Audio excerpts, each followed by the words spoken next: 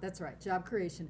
Tina alluded to the fact of community benefits. Community benefits has two definitions. There is the very broad kind of community visioning. What do they want the Beltline to bring to their community tangibly?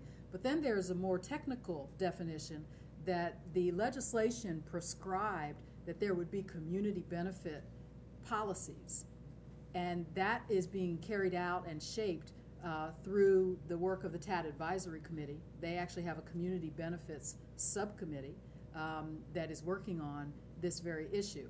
And so Georgia Stand Up has been an important partner. Melissa is here, really helping inform that work. James Alexander on our team just convened a strategy team where we brought experts from outside other cities, from outside of this area, and really giving their expertise and making their documents and their program initiatives available to us to draw from. And so in terms of the types of jobs, I mean, certainly we want to promote jobs that are living wage jobs. And we want to promote green jobs.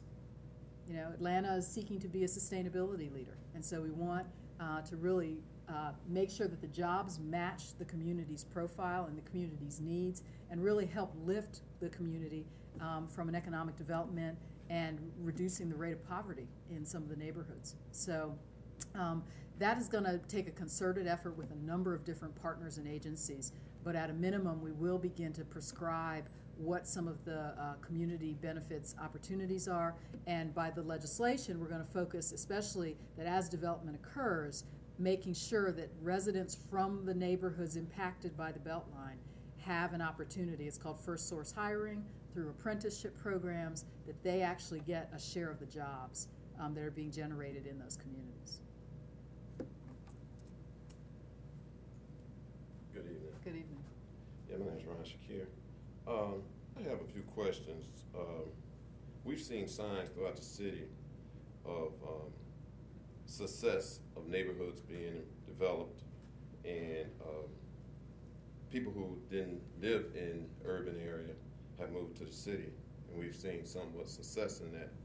But we also have seen neighborhoods that has failed and is falling because of certain development actions.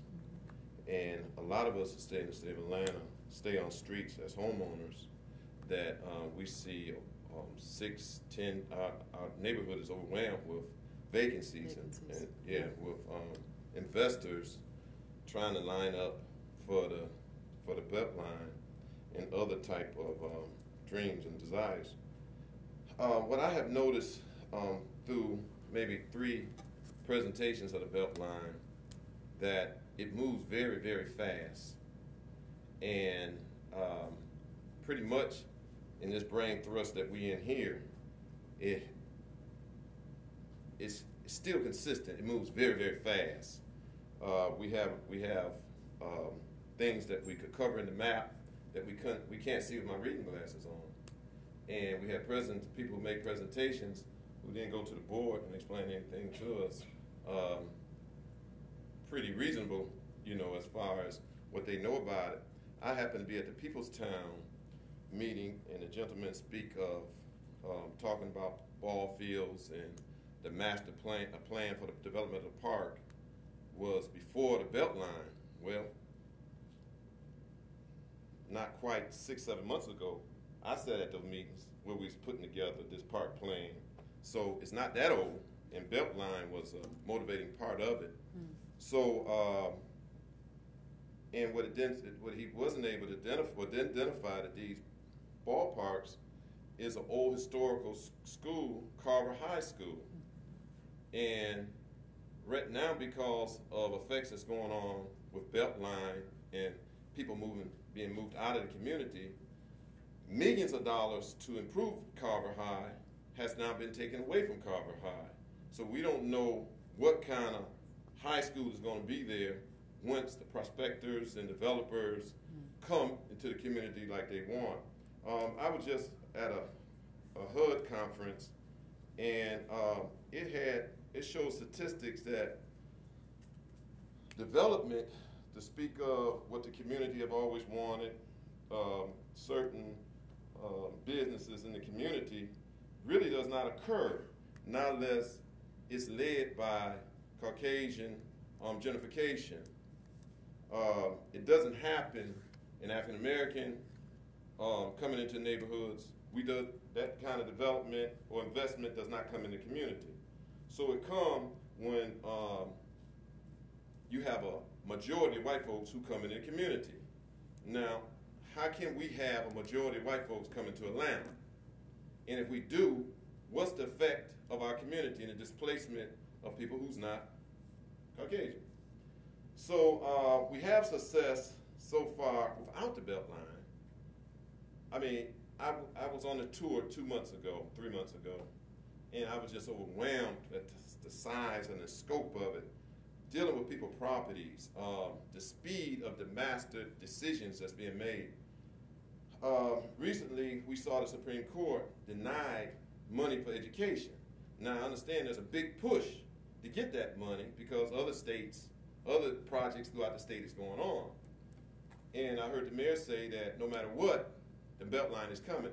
So how do investors, how do communities become livable under an idea that investors are finding it hard and they're they're being stagnated, and you have companies like Cutbox who not jumping aboard. And a lot of people's not jumping aboard. It's just moving so fast, and I would think that this state decision about that's going to go on the ballot should say a lot, but I'm so concerned, and I hear y'all, you sound so great, so well, versed, intelligent.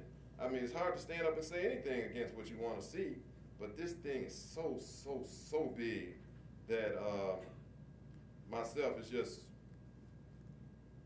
I don't know, I think we're going, I don't understand. We're going in a way that I wish that you become more knowledgeable about it, where you can present it in a way that you can really touch the people who communities you're going to affect, instead of just telling us how wonderful this is going to be. Because when I looked at some of them walking trails and park trails, I said, God almighty, who's going to walk on those trails? They got trails now people don't walk on. And let it be, I had a man in my neighborhood who went out to feed his dog and got murdered. Now, that's not his community, basically. I mean, that's not the action in his community, but how can we keep dispersing these communities and putting people in in affordable houses? It has not happened. Show me where it's happened. You may show me one appearance of it, but it does not happen. And I'm just so worried that what we're doing is forcing situations where our city is going to be worse off for it. But I've heard people tell me, say, hey, get on board because it's coming and then you can do about it. So I don't know about that, but I know I'm going to look and I'm going to be in the audience and I'm going to be asking you to slow down, which I know there's a lot of business promises. One other thing, I'm going to sit down. The job promise, I'm going to tell you, as a person who lived in Atlanta for over 30 years, I see this promise of jobs, and I just don't see the community being employed by these jobs. I heard the person in the regional development from the Milk Foundation, the guy, regional thing on cable the other day, and he was talking about how important it is to keep the Latino and the Asian community growing and keep that relationship there. What about the African American community when we go out and we don't see the training or the jobs being given to us? So, the Beltline, I haven't been sold, and I hope that y'all look at what happened as far as this constitutional change to get the money for the Beltline from the Board of Education. I hope you look at that and see and let that be some kind of signal from the people that maybe everybody's not on a board like you may want them to be. Thank you.